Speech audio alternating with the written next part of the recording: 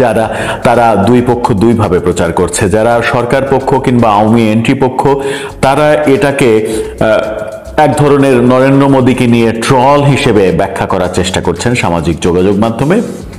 যদিও এটা কোনোভাবেই নরেন্দ্র মোদীকে নিয়ে ট্রল না, খুবই সিরিয়াসভাবে ডোনাল্ড ট্রাম্প নরেন্দ্র মোদীর ওপরেই ছেড়ে দিয়েছেন বাংলাদেশ প্রসঙ্গ।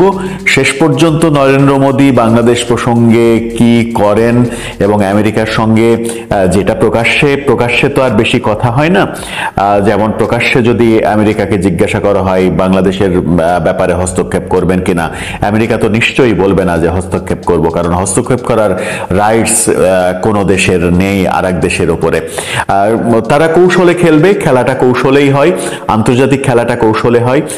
অনেক খেলাই হতে পারে, সেই খেলার মাঝে যেটা ভাবা হচ্ছে যে মোদি ডোনাল্ড ট্রাম্পকে চাপ দিয়ে কনভিন্স করে যে কাজটা করতে পারেন সেটা হচ্ছে যে আমেরিকার বাজারে বাংলাদেশের গার্মেন্টসের যে প্রায় 35% বেশি গার্মেন্টসের ক্রেতা নির্ভরতা আমেরিকার বাজারে, সেই বাজারটা যদি আমেরিকা বন্ধ করে দেয় কিংবা সেই বাজারে যদি কর অনেক বেশি আরোপ করা হয়, তাহলে সেটা বাংলাদেশের জন্য ভয়াবহ বিপদ ডেকে আনতে পারে এবং সরকার চাপে পড়তে পারে। সরকার চাপে পড়ে সরকার হয়তো পদত্যাগ করতে পারে, এরকম ব্যাপার রয়েছে।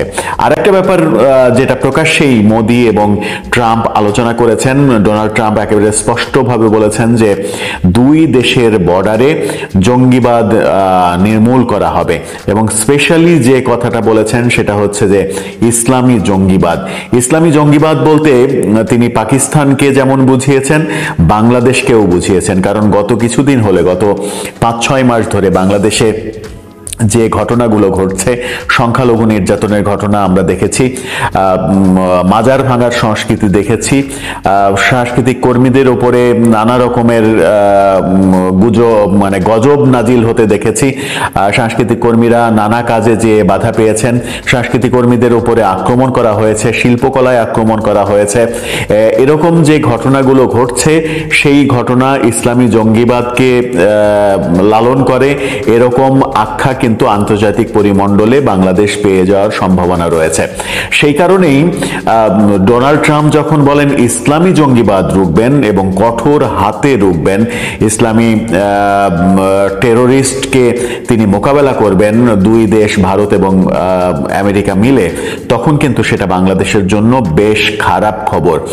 বাংলাদেশে চলমান ব্যাপারগুলো যদি চলতে থাকে, সেগুলোর যদি নিরসন না হয়, তাহলে বাংলাদেশের জন্য ওই দিক থেকে একটা বড় চাপ চলে আসবে। যদিও ইসলামী জঙ্গিবাদের ব্যাপারটা যে শুধুমাত্র ডক্টর ইউনূস সরকারের আমলেই মাথাচাড়া দিয়েছে সেটা না, এর আগেও আমরা বিভিন্ন সরকারের আমলে দেখেছি, বিএনপির আমলে দেখেছি, আমরা বাংলা ভাইয়ের উত্থান দেখেছি, আমরা উদীচীর অনুষ্ঠানে বোমা হামলা দেখেছি, আমরা পয়লা বৈশাখের সকালের অনুষ্ঠানে ছায়ানটের প্রোগ্রামে বোমা হামলা দেখেছি। এরকম আমরা 21শে আগস্টের আওয়ামী লীগের উপরে গ্রেনেড হামলা দেখেছি। অনেক ঘটনায় দেখেছি যেটার সঙ্গে ইসলামী জঙ্গিরা জড়িত বলে বিভিন্ন তদন্তে বিভিন্নভাবে উঠে এসেছে। এই কারণেই বাংলাদেশে কোনোভাবেই এর আগের সরকারগুলো এই ব্যাপারে খুবই সচেতন থাকার চেষ্টা করেছে। যদিও বিএনপির উপরে এরকম অভিযোগ আসে যে বিএনপি অনেককে মদদ দিয়েছে, ইউনূস সরকারের আমলে সেটা আরো বেশি মাথাচাড়া দিয়েছে। আমরা বইমেলাতে আক্রমণ দেখলাম। এই কারণেই যেটা হতে পারে, সরকারকে চাপে ফেলার একটা কৌশল আমেরিকা নিতে পারে যে জঙ্গিবাদকে পৃষ্ঠপোষকতা দেয়া যাবে না। বাংলাদেশের সারা দেশে যেভাবে মব কালচার তৈরি হচ্ছে, সেটাও জঙ্গিবাদের একটা পার্ট বলে অনেকে মনে করেন। সেই ব্যাপারগুলো যখন আলোচনা হচ্ছে, তখন এটাও আলোচনা হচ্ছে। বিশেষ করে সরকার পক্ষ বলার চেষ্টা করছেন যে ইলন মাস্ক ডক্টর ইউনূসের সঙ্গে কথা বলেছেন, নবদিগন্ত উন্মোচিত হচ্ছে আমেরিকার সঙ্গে বাংলাদেশের সম্পর্কের। কিন্তু ইলন মাস্ক ডক্টর ইউনূসকে কেন ফোন দিলেন? রাষ্ট্রীয় কোনো কাজে, আমেরিকার রাষ্ট্রীয় কোনো বার্তা দিয়েছেন, কিংবা বাংলাদেশের রাষ্ট্রীয় কোনো বার্তা নিয়ে কথা বলেছেন? যতটুকু খবর শোনা যাচ্ছে, ইলন মাস্ক ব্যবসায়িক কারণে, তার নিজের ব্যবসায়িক কারণে ডক্টর ইউনূসকে ফোন দিয়েছেন, যেমন তিনি বিশ্বের বিভিন্ন দেশের সরকার প্রধানকে ফোন দিয়েছেন। ইলন মাস্কের কোম্পানি স্টারলিংক, সেই কোম্পানি নতুন স্যাটেলাইট ইন্টারনেট এনেছে বিশ্বের বিভিন্ন দেশে, সেটা প্রতিষ্ঠিত হয়েছে।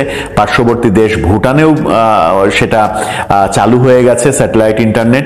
সেই স্যাটেলাইট ইন্টারনেট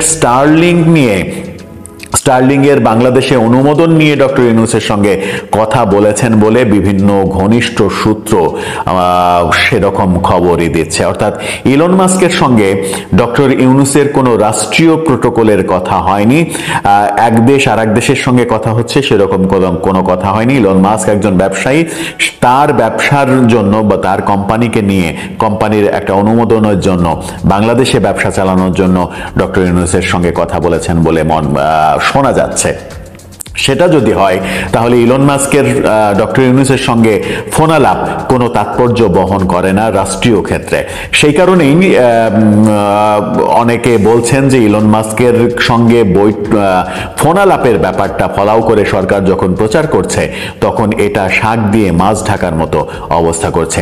কিন্তু ওদিকে ডোনাল্ড ট্রাম্প এবং নরেন্দ্র মোদী যে খেলা শুরু করলেন কিংবা করছেন বলে আভাস পাওয়া যাচ্ছে, যেরকম এগ্রেসিভ বাক্য তারা প্রয়োগ করেছেন দুই প্রেসিডেন্ট, এবং যেভাবে বারবার ডোনাল্ড ট্রাম্প নরেন্দ্র মোদীকে মাই ফ্রেন্ড এবং পৃথিবীর সব থেকে বড় গণতান্ত্রিক দেশের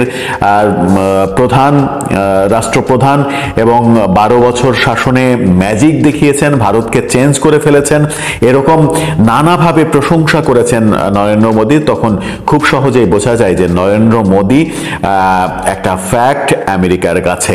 আর সেই কারণে শেখ হাসিনাকে ডক্টর ইউনূস সরকার আর ফিরে পাবে কিনা বাংলাদেশে, সেটা যখন একটা প্রশ্নবিদ্ধ ব্যাপার হচ্ছে, তখন ডক্টর ইউনূস সরকারও নতুন কোনো বিপদে পড়তে যাচ্ছে কিনা, যে আলোচনাটা অনেক দিন থেকেই হচ্ছিল, এবং নরেন্দ্র মোদী ডোনাল্ড ট্রাম্পের এই 12 তারিখের বৈঠককে কেন্দ্র করেও অনেক দিন থেকে, 13 তারিখের বৈঠককে কেন্দ্র করে অনেক দিন থেকে আলোচনা হচ্ছিল যে সেই বৈঠকের উপরে বাংলাদেশের সরকারের ভাগ্য অনেকটা নির্ভর করছে। কিন্তু সেটা কি মানে প্রকাশ্যে যতটুকু এলো, সেখান থেকে কি একটা কনক্লুশন টানা যায় যে ঘটনাটা এই দিকে যাচ্ছে, নাকি আরো আমাদেরকে অপেক্ষা করতে হবে এই ব্যাপারে সত্যিকারের রেজাল্ট দেখতে?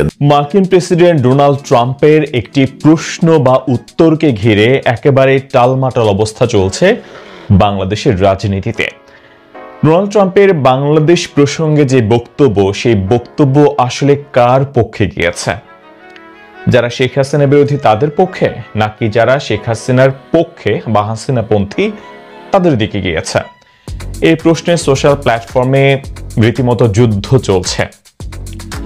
ডোনাল্ড ট্রাম্প, তিনি মার্কিন প্রেসিডেন্ট, নরেন্দ্র মোদী ভারতের প্রধানমন্ত্রী, তিনি আমেরিকা সফর করছেন এবং সেখানে দুদেশের স্বার্থ সংশ্লিষ্ট নানান বিষয় নিয়ে তাদের মধ্যে অনেক আলাপ আলোচনা হয়েছে। পরবর্তীতে ওভাল অফিসে তারা যখন সংবাদ সম্মেলনে আসেন, দুজন তারা নানান বিষয় নিয়ে কথা বলেন এবং সেখানে ইউক্রেন রাশিয়া যুদ্ধ নিয়ে যখন কথা হয়, তখন ইউক্রেন রাশিয়া যুদ্ধ নিয়ে ভারতের ভাবনা কি, ঠিক এমন একটি প্রশ্ন বা করা হয় এবং সেখানে আবার জুড়ে দেওয়া হয় ডোনাল্ড ট্রাম্পকে একটি প্রশ্ন যে বাংলাদেশের ক্ষমতার পরিবর্তনে মার্কিন ডিপ স্টেটের কোনো ধরনের ভূমিকা রয়েছে কিনা, ইউএসএইডের কোনো ধরনের ভূমিকা রয়েছে কিনা, এবং সেখানে ডক্টর মোহাম্মদ ইউনূস সাহেব, আমাদের অন্তর্বর্তীকালীন সরকার প্রধান উপদেষ্টা, তার নামও সেখানে উল্লেখ করা হয়। এবং এটার উত্তর দিতে গিয়ে ডোনাল্ড ট্রাম্প আসলে পুরোপুরিভাবে আমেরিকার দিকে যে অভিযোগের আঙুল ছিল সেটা অস্বীকার করেছেন। ডোনাল্ড ট্রাম্প তিনি বলেছেন যে তিনি আসলেই ডিপ স্টেটের যে ভূমিকার কথা বলা হচ্ছে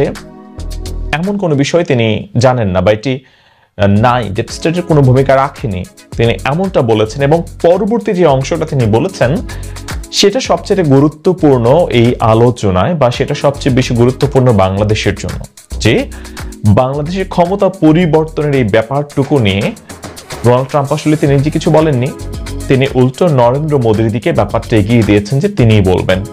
এবং খুব অবাক হয়ে আমরা লক্ষ্য করেছি যে নরেন্দ্র মোদী